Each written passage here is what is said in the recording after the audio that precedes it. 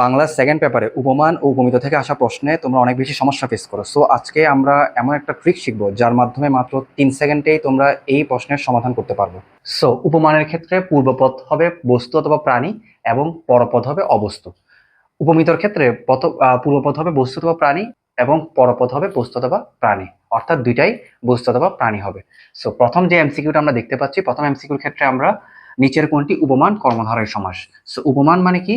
পূর্বপদ হবে বস্তু অথবা প্রাণী এবং পরপদ হবে অবস্তু। চারটা অপশনের মধ্যে আমরা দেখব কোনটা এই নিয়ম খাটে। চন্দ্রমুখীর ক্ষেত্রে আমরা দেখতে পাচ্ছি চন্দ্র হচ্ছে একটা বস্তু এবং মুখ হচ্ছে একটা বস্তু।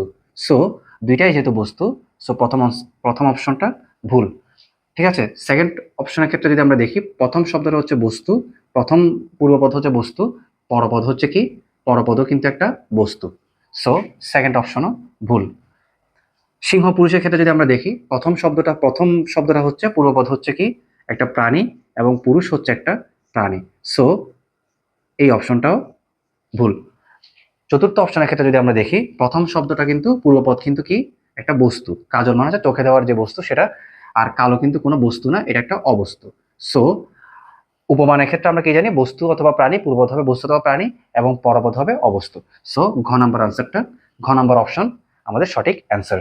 2 নাম্বার যে এমসিকিউটা আছে সেই এমসিকিউটা তোমরা সমাধান করে তার আনসারটা কমেন্ট বক্সে জানিয়ে দাও।